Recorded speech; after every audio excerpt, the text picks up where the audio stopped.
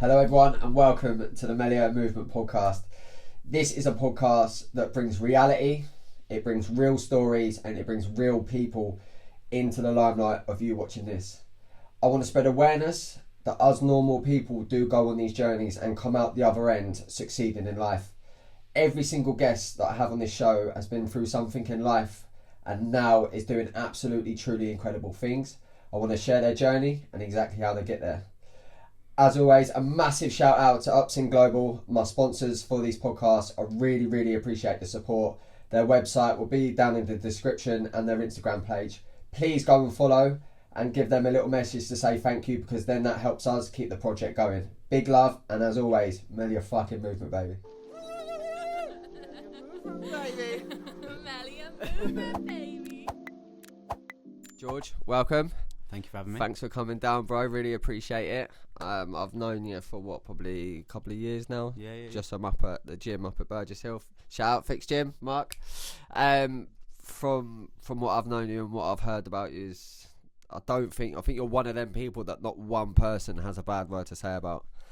It's good to hear. Everybody that I've come into contact with you have spoke very highly of you. Very bit of a closed book. There's not a lot of people. I mean, with me, you just go on YouTube, you see everything. But with you, like, I think there's a lot.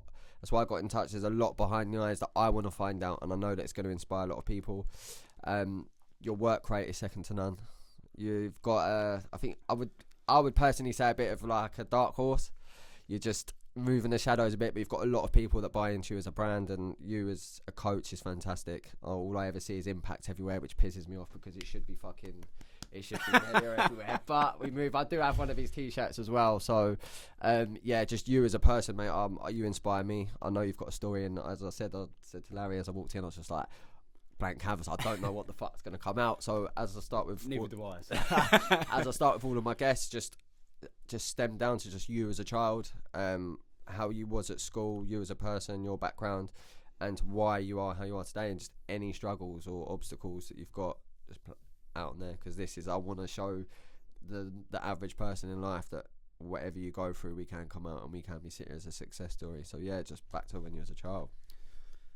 To be fair, I had a chat with my mum about this, and I was like, "Oh God, I don't know how, I don't know how to lay it out."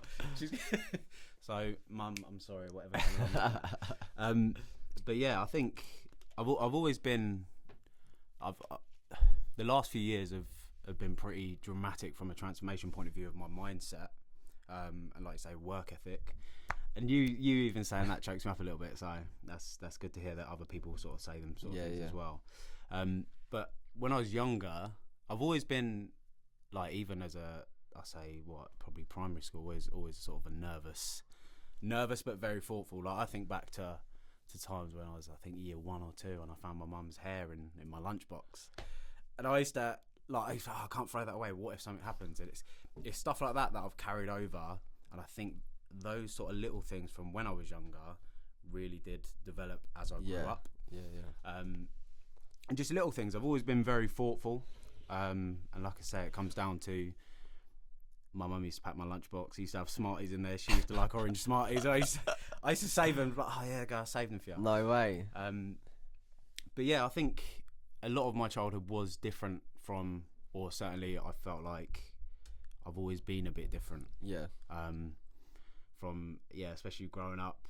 My mum at the time was with a traveller, and we used to live in that sort of environment, in caravans and whatever else. So I know I've always been slightly different from that point of view, and I think as I've grown up, that's definitely been something that I've sort of elevated on, if you like. Yeah. So would you say at school would you say you was a popular kid at school, or did you keep yourself to yourself? I think, as I certainly in primary school I was alright. I was probably less full of anxiety as such, but as I got into secondary school, a lot happened that I think shaped me over the last, probably 10, 12 years. Secondary school, solid group of mates, like still people that I consider family sort of thing. Yeah. So when I was like 15, one of my close friends died. It was a close friend of all of ours. And I think that really did shape me. So there was one of my friends, A20. I don't even know what road it is, but had a drink, went walking, and got struck down by a car. So that solid group of mates, like bearing in mind, we weren't angels. Yeah, of course. But what teenagers are though? Do you know what I mean? Yeah, 100%. So I think that was a massive turning point for me and my circle. So my circle that I'm still very much so connected with now. Yeah.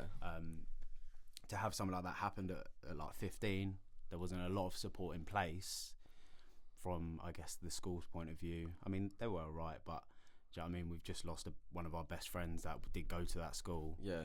And we had to deal with that as a group, which was really was challenging.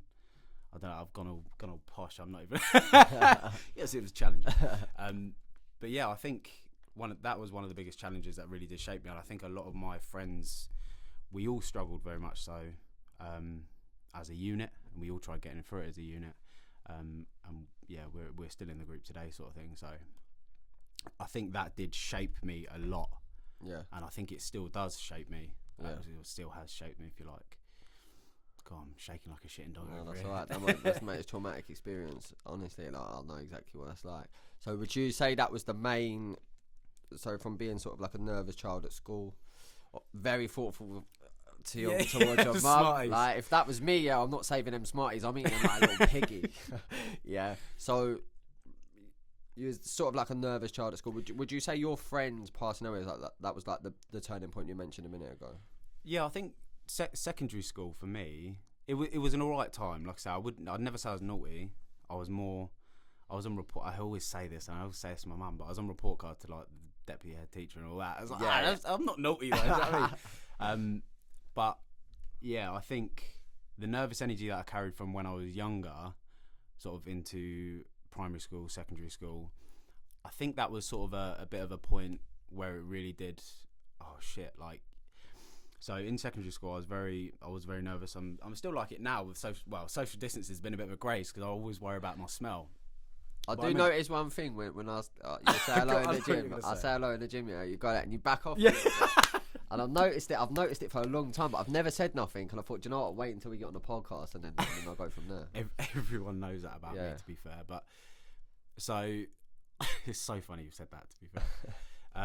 So when it comes down to things like that, like when I was younger, I remember being in year 7, around, I say girls at the time, but sorry, my breath smells. Oh, sorry, I smell, and I'm still like that today. Yeah. So when someone comes not too close, but when they come close, I'm like, ugh. Like, is it? I say to people, I was like this before social distancing. Like, thank God for that. So I always carried that sort of nervous energy as I moved through my younger years, and I think what was kind of not a breaking point, but really did hammer those things down was when my friend died. Yeah. Well, all of our friends died, I guess. It was, it was very close, his Yeah. characteristic person. It was a massive loss to all of us.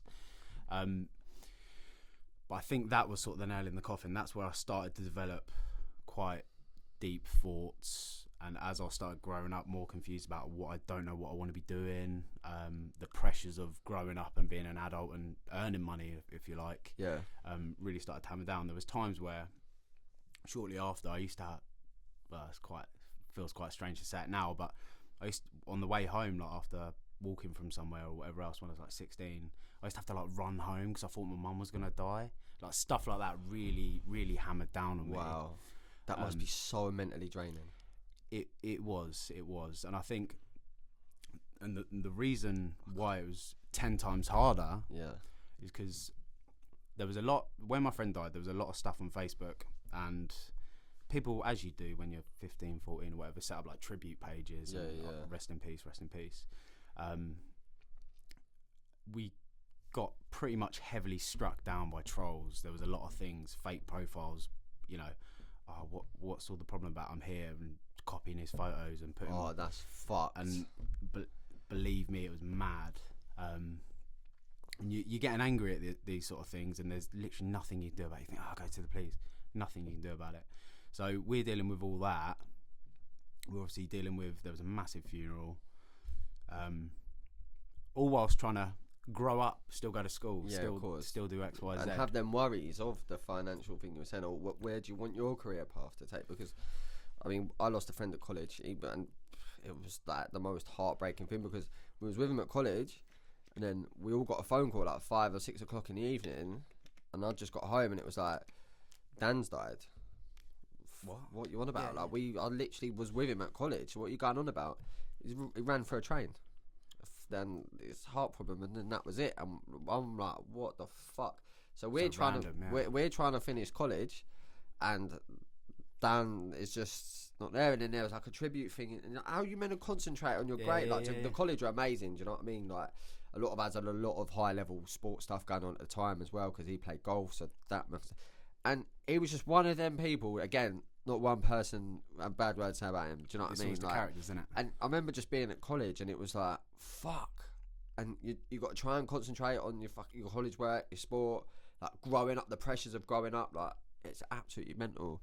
So when you say like, I do feel like, don't think I'm not sitting here and I don't understand. Like I do feel that, pain, and I do feel it. So yeah. So how was it moving forward with that? How did you deal with the trolls, and then how the effect it had on you? So even when you say how you found out, that brings back a time for me, which again, even to this day, I'm not saying it haunts me because I'm a little bit over it. Well, not over it, but you feel what I'm saying. Deal with it better. Yeah. I'm good with words. But when it comes down to like how I found out, there was that night or the night before, we said bye to each other, me and my friend. Like we all, it sounds weird, but it was like, now you look back, it's like, oh, it's a bit of a final hurrah. It was like cuddle, hug, so Yeah. have a good wedding. I was like, because he went to a wedding. Yeah. I was like, oh, I don't like weddings, they're no good. Because I went to one before and I was a bit of an outsider. I had my shoe zones on. Yeah. But yeah, it was, see you later. And just so happened that at the time I was staying with my friends, like my best friend. I think it really did weld us together. My friend and someone else, and I stayed on his floor. Don't know why I'd done it because I lived opposite him, but bit of backache. Needy bastard. Yeah. Do you know what I mean? And that morning, my brother phoned me. He said, "I got something to tell you." It was like 7 o'clock in the morning. I was like, "No." I was like, "Fuck off." No, he was like, "No. Honestly, I've got something to tell you." And I was like, "No. I was like, don't like what you doing. Yeah. Like, leave off." And then my mate's cousin was at the door.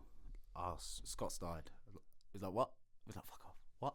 Yeah. So that whole thing of missing a call now for me haunts me. Like if someone calls, I'm like, what's up? And that's one of the things that I still do. If I get a missed call, I shit myself. The anxiety. Like, yeah. Like I think that's normal though. Do you think that's normal? But bearing in mind what you've been through, if you said that to an average person, like fuck off, I'll just call you back. But if you go through what you've been through, that missed call, like, I'll completely understand that. Yeah, I think, like I said, if someone calls me now, I'll make sure I don't miss it. Because I literally told my brother to go away. I was like, what are you on about? Leave me alone. Yeah. Good brother. Yeah. But yeah, that's one thing. Like I say, it's sudden, and too many things sort of slot into place. Like, I wasn't saying bye because anyone knew it was happening. It's sort of, you fit the myth. He was like, shit, that's why we said bye. Yeah. And then his cousin come at our door. It was like, whoa, like this is mad. It took a lot to get over that initial shock. Yeah. A lot. So, I mean, yeah, there's probably no worse news. Yeah, you could yeah. go to, but yeah. in a way, like, if there is a positive, like, you did have one last hug. Yeah, Do you know what I 100%. mean? So 100%. with dealing with that, how did you sort of, what happened there? Did you have to see someone? Did the school like give you counselling? Did they say like, look, here's a support system? How did you sort of come out the other end? Because bearing in mind you already had your troubles. Yeah. It mentally, so that's just added a whole load of shit. Yeah. To it. So talk about moving forward with that.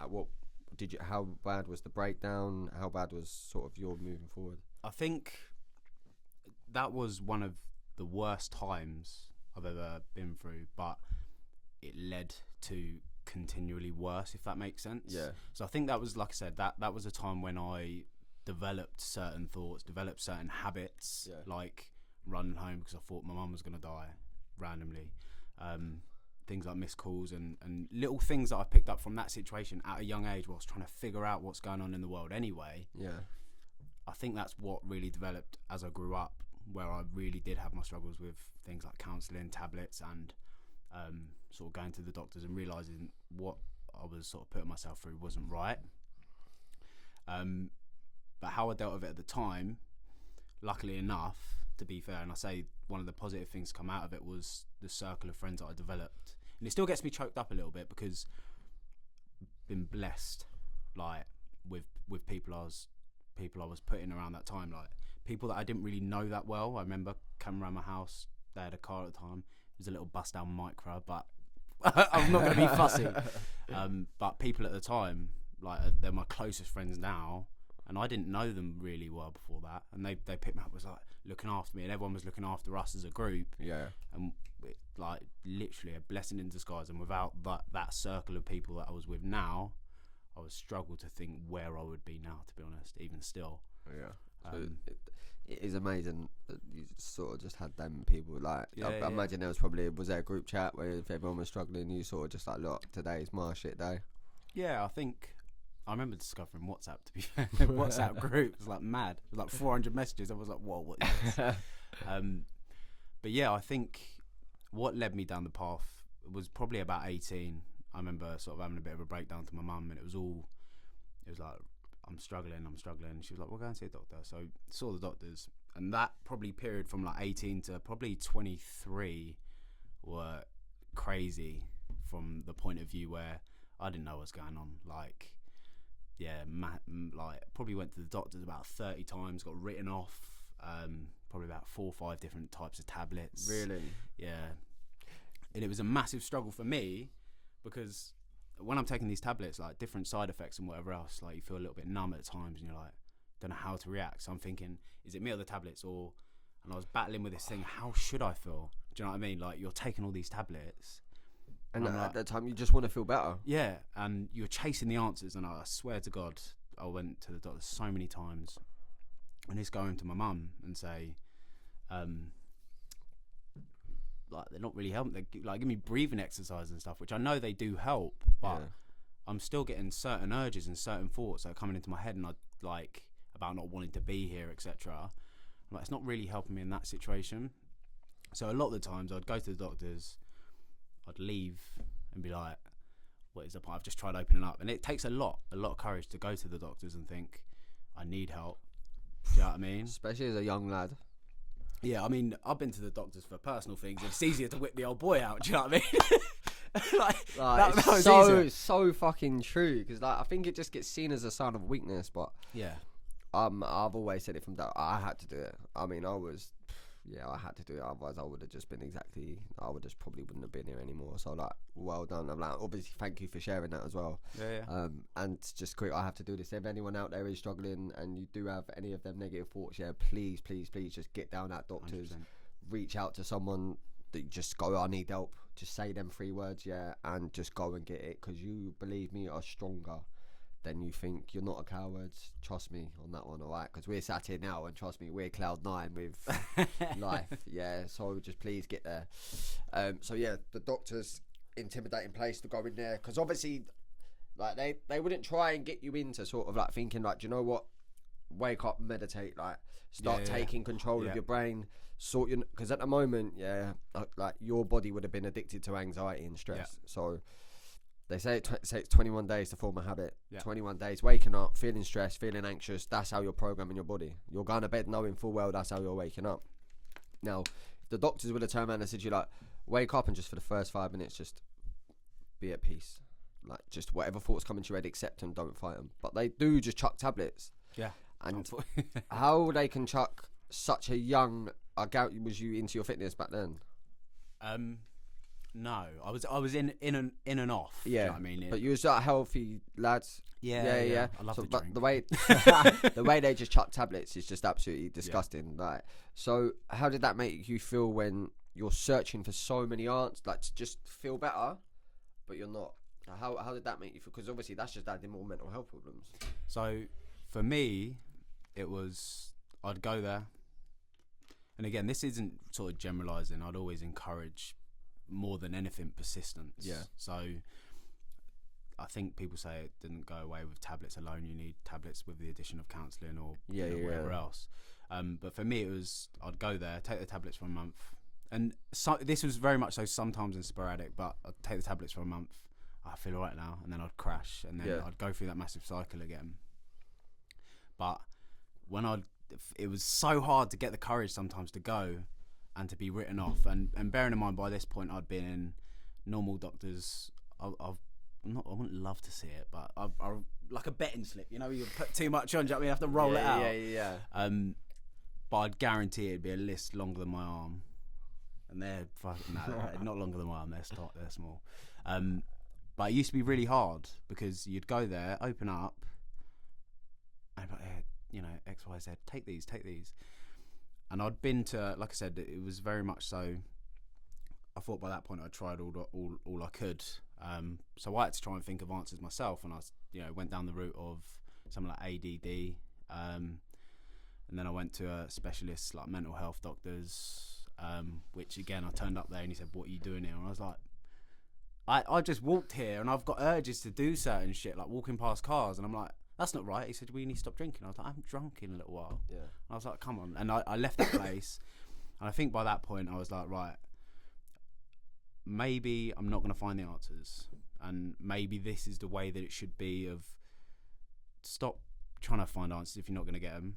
It sounds incredibly daft and strange, but maybe I just need to be present with what I am now, and be very much so persistent. So do the counselling, take the tablets, and try and actually do things you enjoy. And I think by that point I was like, right, I enjoyed the gym. Like I said, I've been on and off for it.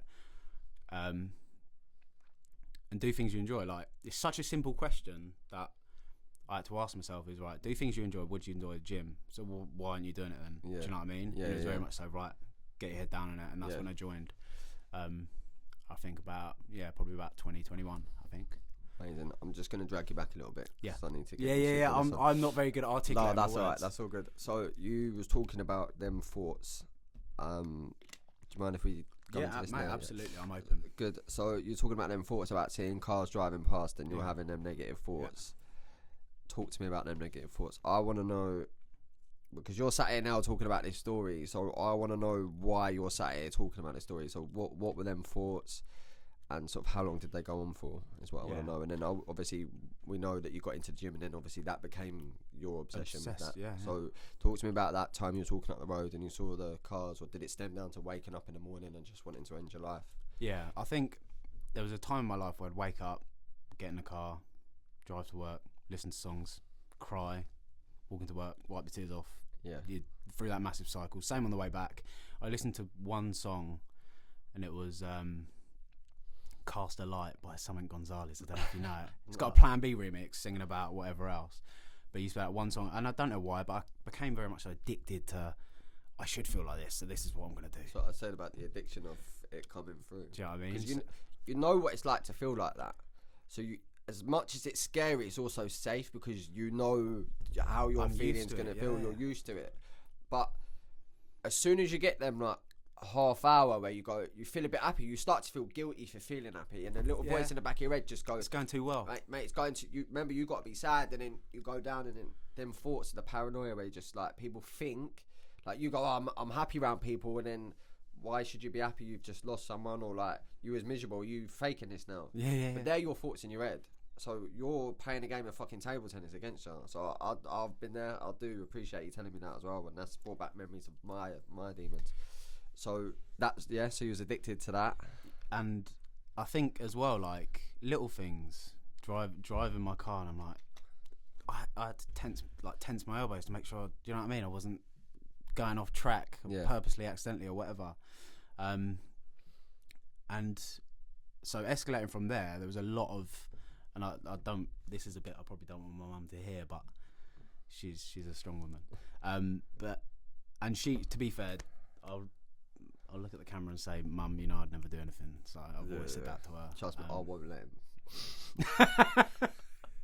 him. But yeah, so I've always very much so said, very much so is obviously my favourite word at the minute as well, favourite phrase. But it came down to how I felt. There's a lot of times where, like, say, I'd drive to work, cry, drive back, cry. And it was a blessing in disguise that one of my best friends lived opposite me at the time, and he's still my best mate now. And like I say, I'd be there, he'd pull up after work, I'd do the same. And I'd be there, I'm like, I can't do it anymore. Like, massive cycles of doing that for like 5 years. I'd be alright for a few months. October would come around, like I think I'd done a post the other day on Instagram. When it gets to October, I don't know whether it was seasonal something depression. Yeah. I think it really does hit me, but it would always come around in like massive cycles. But I always knew if I channeled it the right way, and it sounds a bit strange to say, but it's my backwards logic. So think when you get down in that dark place, how much you think. But I know if I'd come around and flip it on its head, what things I think I could do, like amazing things, by channeling that overthinking into right things like business ideas, like branding, whatever else. I think once I get my opportunity to do that, I'm gonna put 100%. And I've always said that. And it came down to what I was doing with Impact, and it sort of turned it on its head. Oh, that aside from competing and whatever else, yeah, it's been a bit of a mad few years, to be fair. But it's been good. I've been like busy, if you like. Yeah. So, talk to me about that time with your friend. That pulling up, you were crying in the car. Was he going through the same experience? No. This has been the positive thing with all my friends and close family. I used to like when I was in my down times, it was like, why are they doing this? Like, it gets me a little bit choked, but like, why? Why do they care so much? Yeah, why? Like, why? Like, do they see something that I don't? Yeah, they you feel a burden as well, don't you? Yeah. You feel like, oh, no, I need to talk, and then do they really just want to listen to another hour of me saying the same thing? But that you saying the same thing for now makes you feel better. Yeah, and I think a lot of the times I would feel guilty to my best mate. Like, he's listened to all sorts of bullshit. Like, it's not bullshit, but like all sorts of stuff that, and he's talked me out a lot. Like, yeah, I don't know. It's just, oh man, that's brought back well mad emotion. I've just come over well emotional when I was going. I feel like crying. I remember them days of just like crying my eyes out to my mum at the end of the bed, and like, and the people around you, fucking hell.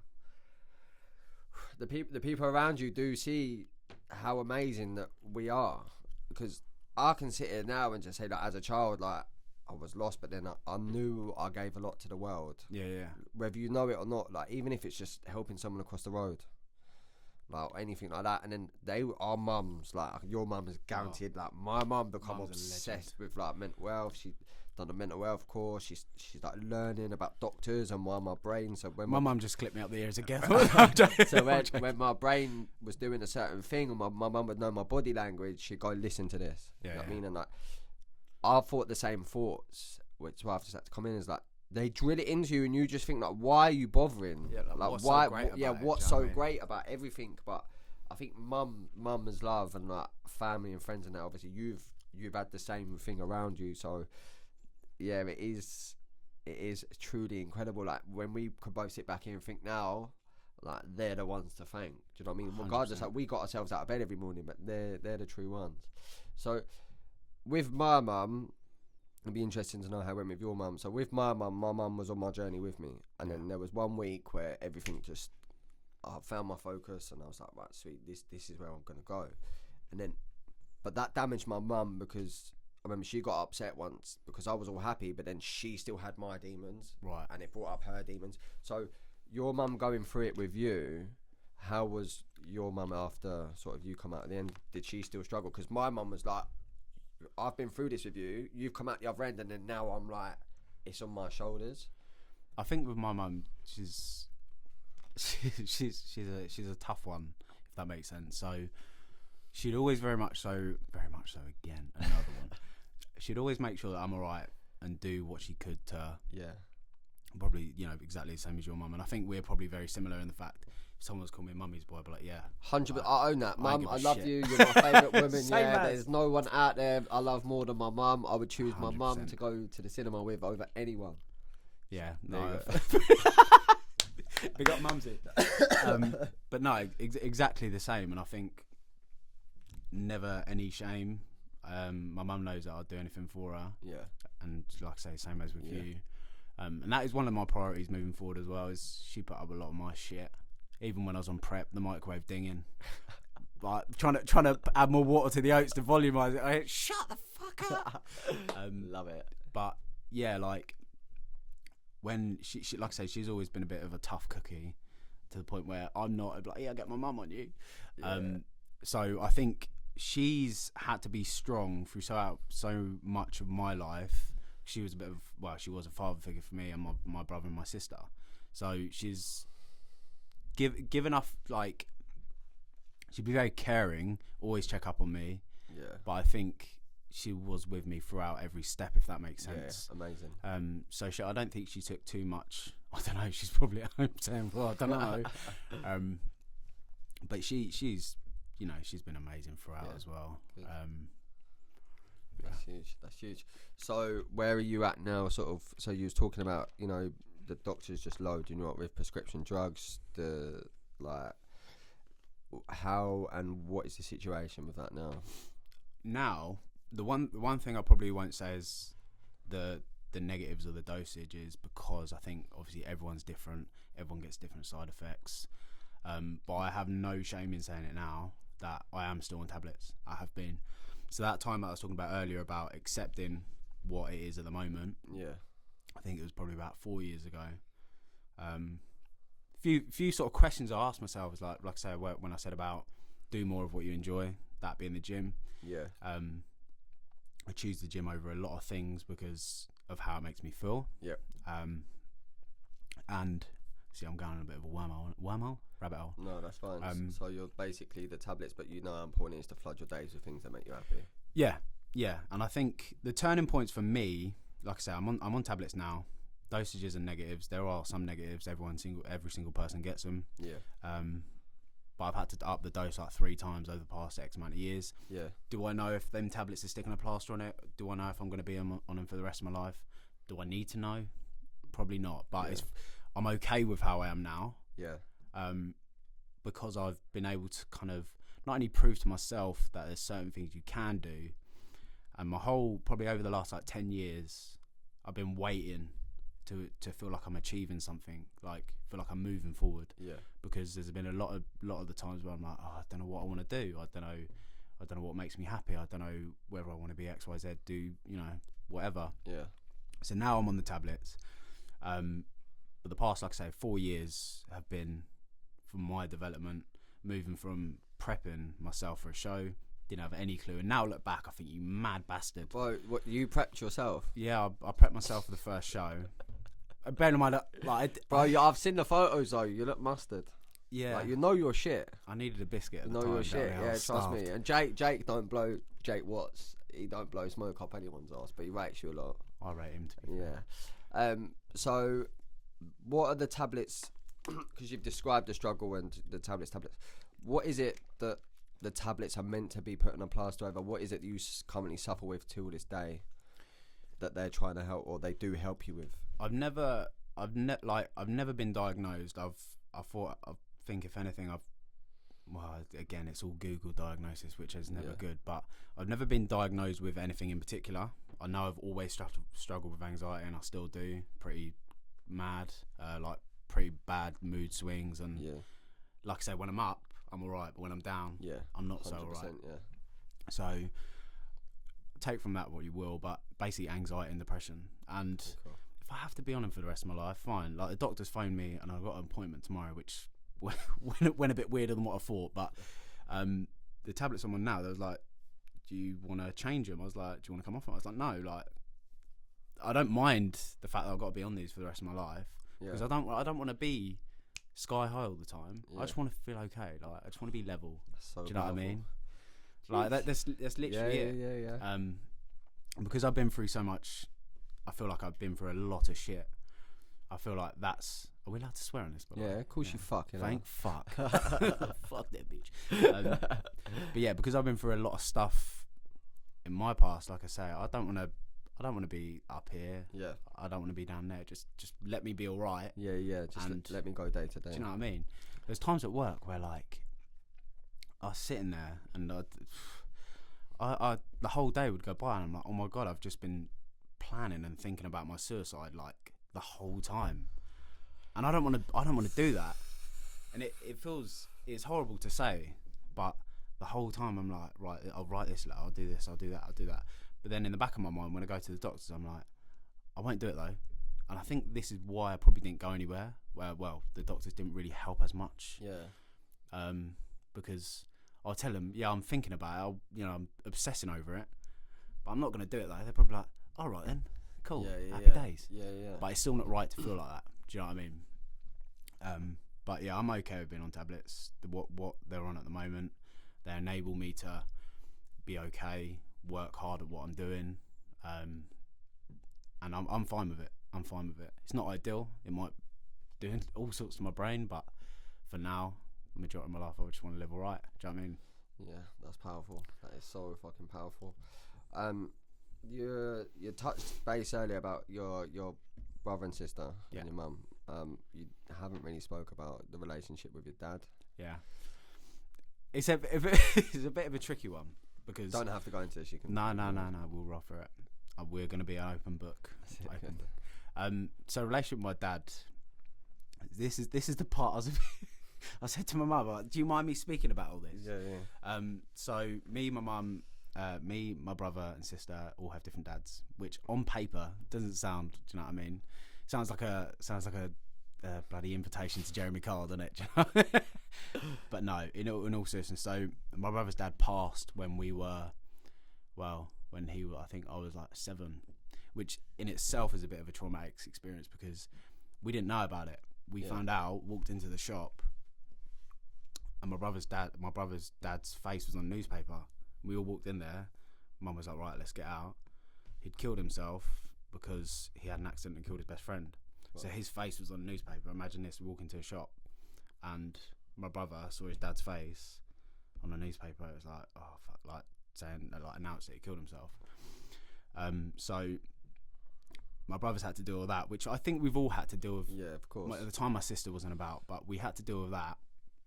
And that was a challenging time because I think that shaped a lot of my relationship with my mum, my relationship with my brother, because I think that probably turned my brother down a path at the time.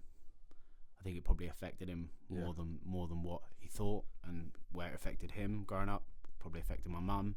Where I see that relationship, I wouldn't say struggle, but it was a bit of a shitbag. Yeah, there's no way everyone knows my brother's a shitbag.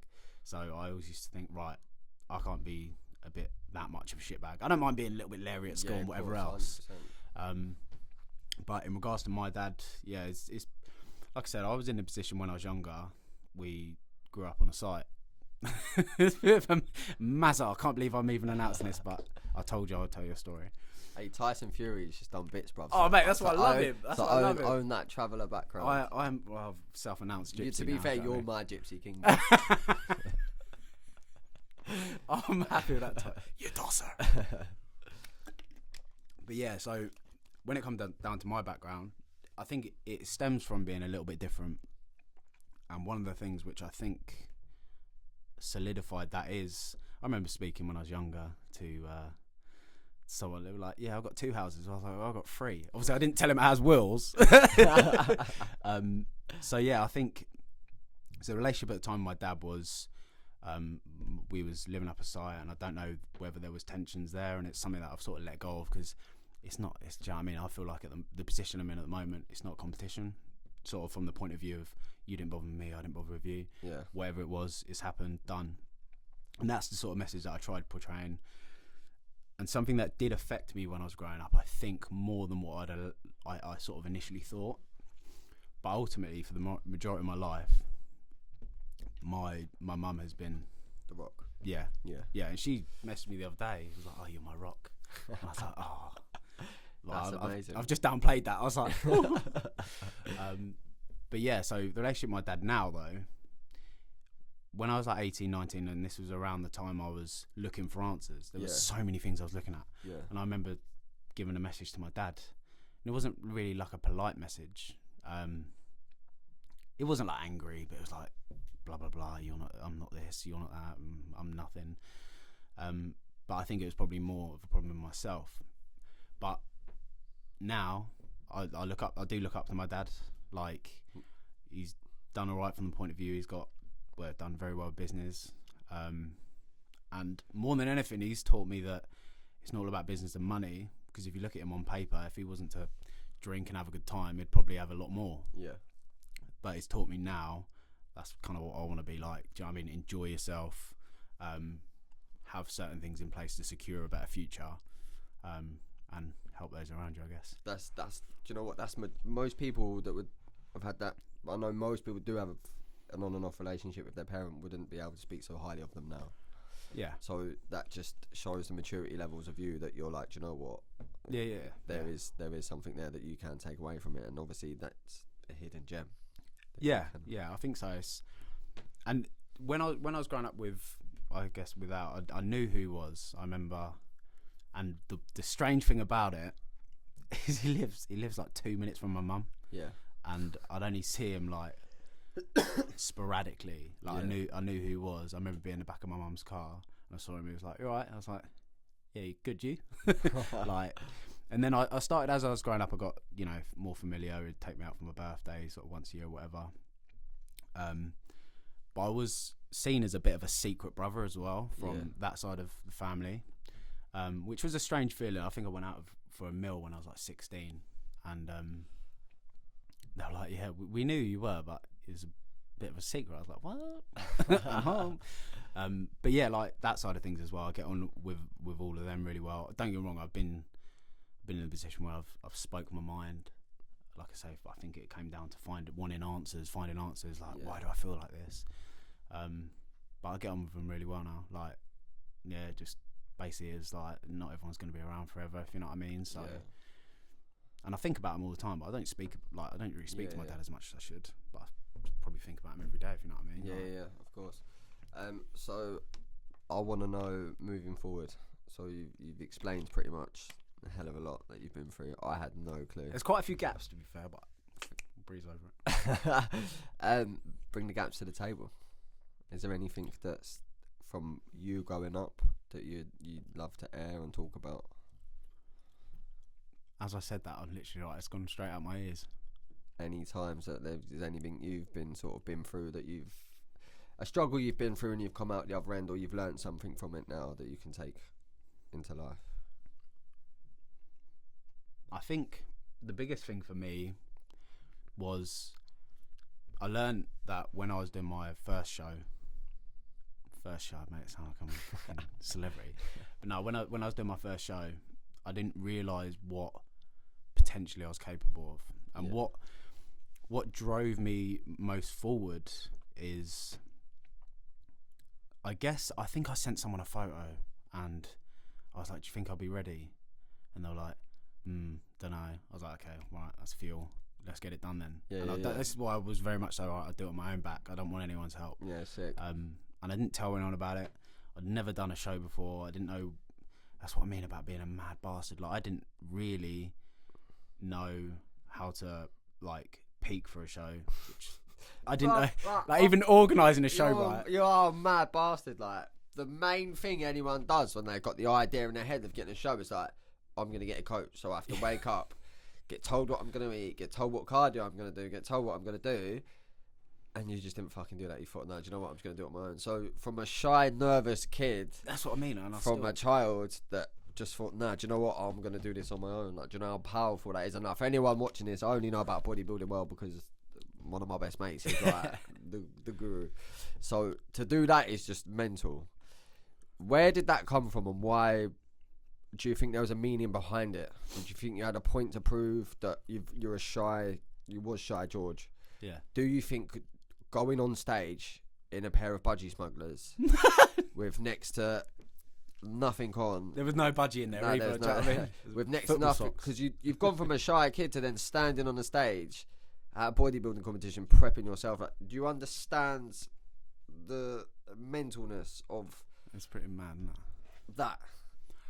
I think me and Mum have this thing where we're like, if you get dared to do something, is like, if she's got a cup of water, I'm like, "Yeah, Dave, throw it at me." If she's like, "Oh, I've got to do it." So I think it stems from those sort of tendencies to write, "You don't think I can, I will do it." Yeah. And even back to school, someone said to me, "You'll never get an A." It sounds so cliche, but I was like, "Yeah, I got an A," and they were like, "Yeah, you'll never get one." And it was one of those kids that was, do you know what I mean? Yeah.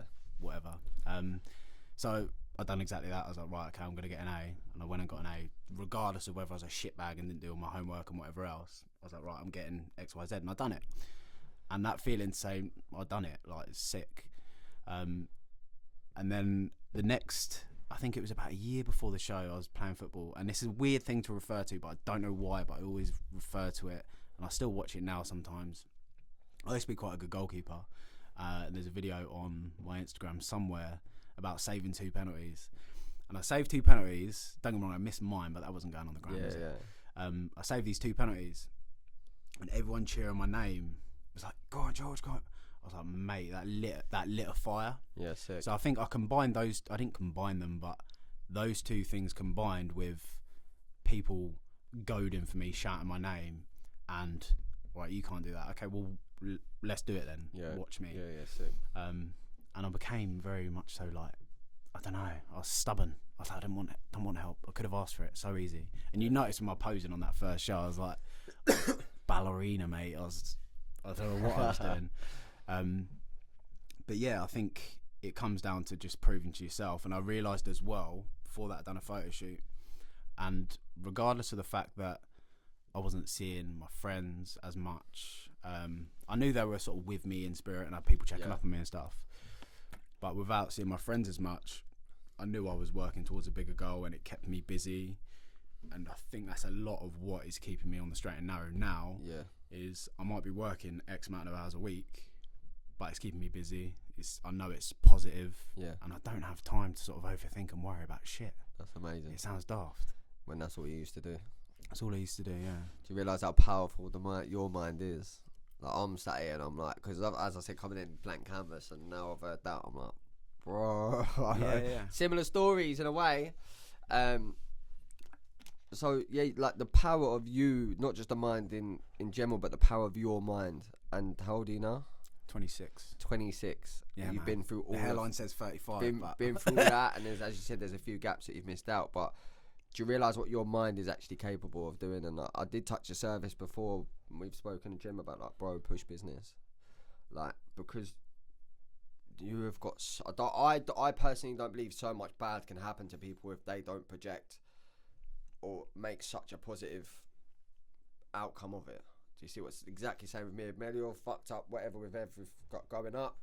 Now it's time, and this is exactly the same with you. Like, impact is your story. Yeah, 100%. So, like, use that as your fuel. Like, you've used it as your fuel before, but like now you are generally having an impact on so many lives. But more importantly, like, you're making an impact in this world now. From a shy kid that would hide away, you're now just like, I'm here. Do you know what I mean? So I always I'm asking a question at the end of every podcast. Melior means for the pursuit of the better, in Latin. So moving forward, how are you going to better the world, and how are you going to better your life? I think this is going to sound weird, but without, obviously, of course, there's going to be more that I want to be doing. But all I can really ask myself now is continue to doing more of what I am doing now. One thing I've always sort of promised myself is, regardless of whatever happens, is don't compromise the way I am because of other people. So that's huge. That's something I've really battled with, because, you know, when someone's like, with the whole petrol thing, for example, I was like, I can't change the way I am, like, without, I don't know, I'll bring that back. But if someone reacts to you negatively, like, if you think there's a problem with someone, let it go. Like, it's their problem. So when I walk around in the shop and I'm like, people come up to me in the shop with Co-op, them poor bastards, they see me too often, but they know me for me being me. And one of the women come up to me the other day, was like, come here, give me a hug. I was like, whoa, what's going on? And she's like 60-year-old.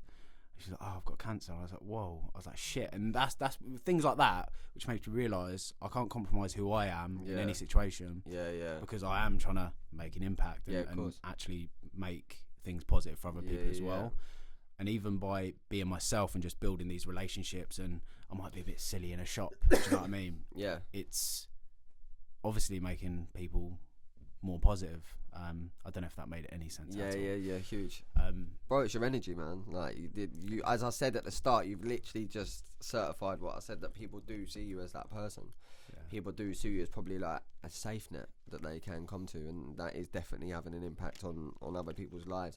You've had an impact on my life today. Lau will say exactly the same about having an impact. So I just think moving forward now, like with your headspace, your talent and that, like you must be so excited, and I'm guarantee every single one of your friends that have had to check in on you, or family that have had to check in on you, like they must be so fucking proud of who you have become today. Yeah, I mean, I hope so.